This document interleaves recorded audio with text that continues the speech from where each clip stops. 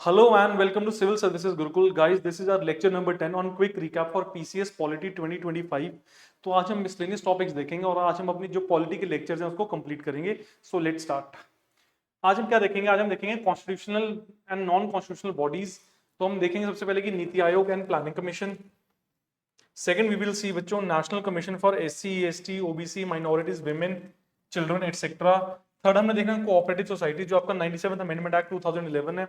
फिर हमने देखना official language and schedules of the constitution की कितने शेड्यूल्स हैं, क्या क्या लिखा है. फिर हमने देखनी important constitutional and non constitutional amendments. तो we have pointed some amendments like 42nd amendment, 44th, 52nd, 73rd, 74th, 86th, 97, 101, 103, 104 हमने सारी देखनी और लास्ट में हम देखेंगे कि करंट अफेयर्स को इंटीग्रेट करेंगे कि 2025 में ऐसे कौन से करंट अफेयर्स हैं जो बहुत इंपॉर्टेंट है आपकी प्रिपरेशन के लिए. सो लेट्स स्टार्ट. सबसे पहले हम देखते हैं planning commission and NITI Aayog. तो planning commission was a body जो 5 ईयर प्लान बनाती थी कंट्री के लिए. 1950 में स्टार्ट हुई, 2014 में स्क्रैप कर दी गई. बड़ी इंटरेस्टिंग स्टोरी थी मोदी जी की इसके पीछे कि मोदी जी, एक स्टोरी है, एनेक्डोट हम शेयर करते हैं कि मोदी जी एक प्लान लेकर गए कहां पे, प्लानिंग कमीशन के पास. उन्होंने बोला कि ये प्लान पूरे इंडिया के लिए अच्छा है, इसको अप्लाई किया जाना चाहिए. पर एज वी नो कि Modi ji at that time was not the PM, he was CM of Gujarat. तो गुजरात में गवर्नमेंट थी बीजेपी की, नेशनल फ्रंट पे गवर्नमेंट थी कांग्रेस की. So there was some insider tussle between BJP and Congress. तो वो प्लान इनका अप्रूव नहीं हुआ. तो when he became PM then he realised कि एक जो बॉडी है वो किसी भी सरकार के मैंडेट के ऊपर काम ना करे, वो पूरी कंट्री के लिए काम करे. So he scrapped planning commission and he brought forward Niti Aayog. सो एक स्टोरी मेकशिफ्ट सुनने को मिलती है जो हमें याद दिलाती है कि प्लानिंग कमीशन कब स्क्रैप हुआ, 2014 में. उसके बाद क्या है आपका नीति आयोग. तो प्लानिंग कमीशन कब सेटअप हुआ था? 1950 में. It was setup by an executive resolution, मतलब सरकार के थ्रू. तो ये नॉन कॉन्स्टिट्यूशनल और नॉन स्टैट्यूटरी बॉडी थी. इसकी टॉप डाउन अप्रोच थी, सेंट्रलाइज्ड प्लानिंग थी. इसका मतलब क्या था कि जो सेंट्रल गवर्नमेंट है वो प्लान बनाती थी और स्टेट्स को प्लान डिवॉल्व होता था. इसको बोलते हैं टॉप डाउन. ये 5 ईयर प्लान बनाती थी. It had powers to allocate funds to states. अब तक टोटल 12 प्लान आए थे इसके. और लास्ट में it was criticised for excessive centralization and inefficiency. तो जो यहाँ पे बीजेपी और मोदी जी की स्टोरी है वो स्टैंड ट्रू होती है कि क्यों क्रिटिसाइज करते थे, because it was having excessive centralization and inefficiency. तो इसको स्क्रैप करके क्या लेकर आए? इसको स्क्रैप करके हम लेकर आए NITI Aayog. It replaced planning commission. ये एक थिंक टैंक है, एडवाइजरी बॉडी है और नो फंड एलोकेशन पावर है. कोई फंड एलोकेट नहीं करेगा पर एडवाइस करेगी. इसमें अप्रोच क्या है? Bottom up. स्टेट बताते हैं कि हमें क्या चीज चाहिए और सेंटर वो चीज को फुलफिल करता है. कहीं ना कहीं ये ग्रास रूट डेमोक्रेसी को स्ट्रेंथन करता है. ये कोऑपरेटिव एंड कॉम्पिटिटिव फेडरलिज्म दोनों के ऊपर एम्फेसाइज करता है. कोऑपरेटिव में क्या होता है? सेंटर स्टेट को पैसा देता है या फंड्स देता है या चीजें या हेल्प करता है किसी भी प्रॉब्लम में. कॉम्पिटिटिव में क्या है? बिटवीन टू स्टेट्स, कि स्टेट आपस में कॉम्पीट कर रहे हैं. इसमें क्या है? इसमें सीईओ है, वाइस चेयरमैन है और पार्ट टाइम और फुल टाइम मेंबर्स हैं. स्पेशल फोकस इसका क्या है? Sustainable development goals. 2015 में गोल्स आए हैं, 2030 में कंप्लीट करने हैं. 15 इयर्स का टाइमलाइन है, 17 गोल्स हैं, 169 टारगेट्स हैं. ठीक है जी. एक इनके पास क्या? एस्पिरेशनल डिस्ट्रिक्ट प्रोग्राम्स की. हर डिस्ट्रिक्ट हमारे पास अराउंड 600 प्लस डिस्ट्रिक्ट्स हैं. उसको हमने क्या करना है? हमने एस्पायर करके उसको बढ़िया तरीके से बनाना है और लोगों के लिए वो कंफर्टेबल होनी चाहिए. डिफरेंस क्या था? प्लानिंग कमीशन क्या करता है? Fund allocation. और नीति आयोग क्या करता है? पॉलिसी थिंक टैंक है. आपको पता होना चाहिए कि जो नीति आयोग है वो फंड एलोकेट नहीं करता, वो सिर्फ एक एडवाइजरी बॉडी है और पॉलिसी थिंक टैंक है. फंड एलोकेट करता कौन था? Planning commission. Second we have national commissions में स्टैट्यूटरी बॉडी में. सबसे पहले हमारे पास क्या? National commission for schedule caste. Article बेटा क्या है? 338. ये क्या करता है? ये कॉन्स्टिट्यूशनल बॉडी है, मॉनिटर करता है safeguards for schedule cast, enquires into complaints of deprivation और रिपोर्ट्स टू प्रेसिडेंट. ये 3 इसके फैक्चुअल पॉइंट्स हैं जिसके ऊपर क्वेश्चन पूछा गया है शेड्यूल कास्ट के लिए. आर्टिकल 338. ठीक है जी. फिर नेक्स्ट आपके पास है, हमारे पास है बैकग्राउंड अगर इसका देखें कि, एक मिनट बेटा, एक मिनट.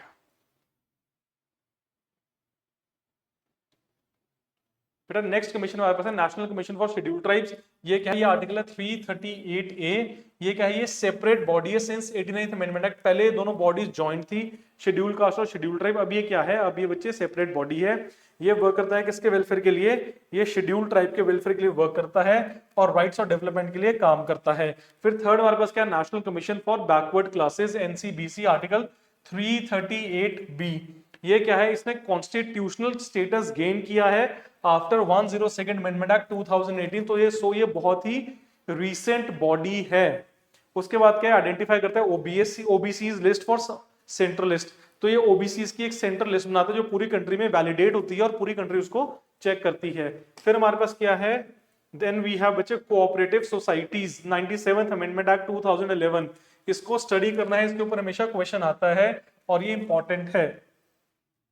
तो क्या है कि इसने क्या ऐड किया, इसने पार्ट 9B ऐड किया है आर्टिकल 243Z से 243ZT। तो एक कॉन्स्टिट्यूशनलाइज करा है इसने किसको, कोऑपरेटिव्स को। अब कोऑपरेटिव्स क्या है, कोऑपरेटिव्स पे कॉन्स्टिट्यूशनल स्टेटस है कंट्री के अंदर। और इन्होंने क्या किया, it made right to form cooperatives a fundamental right under article 19 clause 1 sub clause C. तो कोऑपरेटिव्स क्या है आपके, फंडामेंटल राइट भी हैं।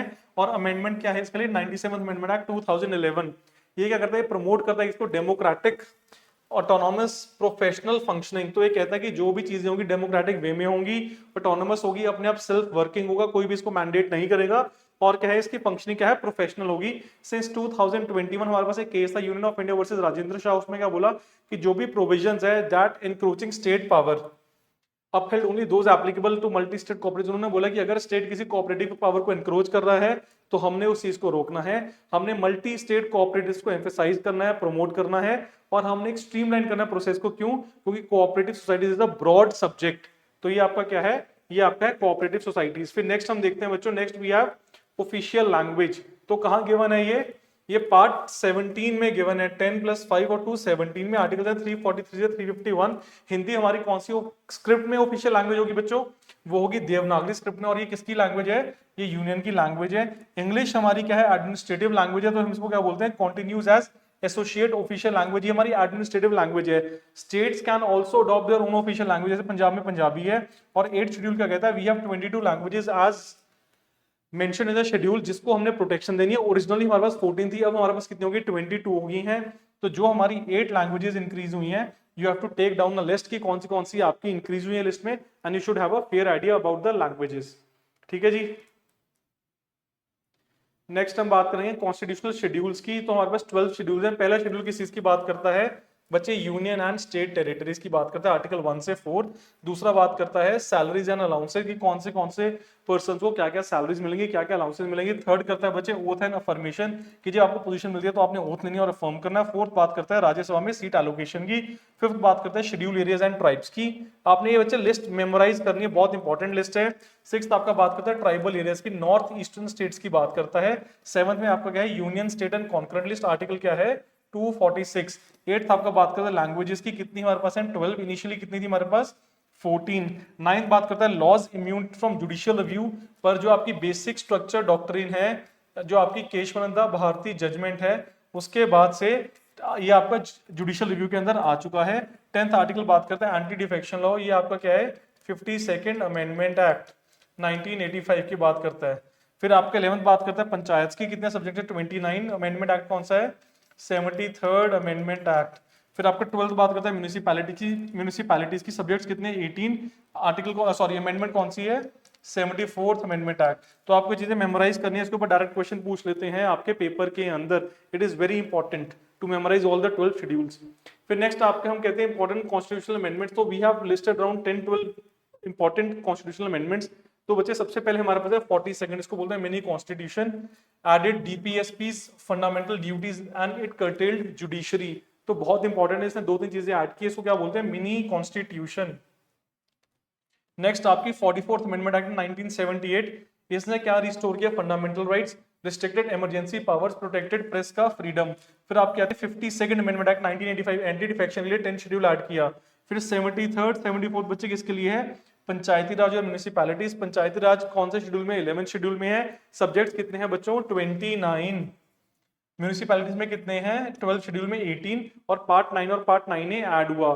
फिर 86th अमेंडमेंट आती है आपकी, आर्टिकल 21A ऐड किया, फंडामेंटल राइट 51A के ऐड की, राइट टू एजुकेशन जो आपकी 11th फंडामेंटल ड्यूटी है। फिर आपका है 97 कोऑपरेटिव सोसाइटीज ऐड हुआ, और article 19 clause 1 sub clause C में भी इसके प्रोविजंस हैं।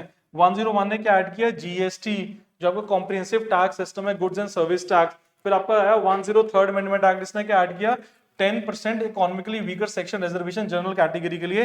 और 104th इंपॉर्टेंट है, इसने क्या किया, इसने अबॉलिश किया Anglo Indian seats, extended SC ST reservation इन लेजिस्लेचर्स। तो अब पहले कितनी सीट्स थी 552, अब कितनी हो गई है 550। जो 2 सीट्स थी लोकसभा की वो क्या हो गई है अबॉलिश हो गई है। So you have to memorize all these amendments, it is important. फिर देखते हैं करंट अफेयर्स इंटीग्रेशन में हमारे पास क्या है। एक हमारी डिबेट चल रही है वन नेशन वन इलेक्शन की, कि साइमल्टेनियस इलेक्शंस होंगे। दूसरा है जो नीति आयोग ने डॉक्यूमेंट निकाला है, विकसित भारत एट 2047 विजन डॉक्यूमेंट, तो न्यू पॉलिसी रोड मैप है। थर्ड हमारे पास क्या डीलिमिटेशन का इशू आ रहा है, 2027 में आपका डीलिमिटेशन जो सेंसस है वो स्टार्ट हो जाएगा, इन्होंने फ्रीज कर दिया है। फन और फोर्थ शेड्यूल की रेलेवेंस में बताता है। फिर सुप्रीम कोर्ट की जजमेंट्स है, पहली आपकी 2023 की है, इसमें क्या है 103rd amendment act EVS Kota को अपहेल्ड किया और बोला कि 10% आपको रिजर्वेशन मिलेगी। फिर आपकी 2021 इसने स्ट्रक डाउन किया 97th अमेंडमेंट को, कोऑपरेटिव्स वाले को। और फिर आता है आपका नेशनल कमीशन फॉर वुमेन, इसने बोला कि stronger legal reforms against gender violence बहुत इंपॉर्टेंट है। सो ये आपका करंट अफेयर्स का रोड मैप है 2025 का। अगर हम आज देखें किन चीजों के ऊपर हमने ध्यान देना है। और लास्ट हम देखेंगे क्विक रिकैप, हमने क्या सीखा आज के लेक्चर में। नीति आयोग 2014 से स्टार्ट कर रहा है, थिंक टैंक है, पॉलिसी बनाता है, फंडिंग की कोई पावर नहीं है। फिर आपके पास क्या है एससी एसटीज एंड ओबीसी के कमीशन की हमने बात की है कि कॉन्स्टिट्यूशनल कमीशन है। फिर हमने चिल्ड्रन की बात की कि माइनॉरिटी विमेन और चिल्ड्रन का भी कमीशन है। फिर 97 अमेंडमेंट एक्ट कोऑपरेटिव्स की बात की है, 22 लैंग्वेजेस 8 शेड्यूल की बात की है, अमेंडमेंट्स की बात की है। और हमें 104 को याद करना है, क्यों? क्योंकि वो इंपॉर्टेंट है यूपीएससी के लिए। तो ये कुछ हमारे क्विक बिट्स थे या टिट बिट्स थे किसके लिए, पीसीएस 2025 के लिए। आज यू नो कि जो हमारा एग्जाम है वो कब है, वो 7th of December को है। So we have ample time to revise polity. हमने 10 लेक्चर्स में कंसाइजली, बहुत ही कंसाइजली पॉलिटी को सिर्फ टच किया, ब्रशअप किया। क्यों? Because it was a crash course type program. हमने बाकी एट लेंथ एंड ब्रेथ हमने सारा क्लासेस में किया हुआ है। So you don't need to take any stress. जो भी आपको नहीं टॉपिक आता, just give a call, just drop a message, आपको उसके नोट्स मिल जाएंगे और हम उसको दोबारा से स्टडी और रिवाइज कर लेंगे, तो कोई दिक्कत नहीं है। All the best for the exam and thank you so much.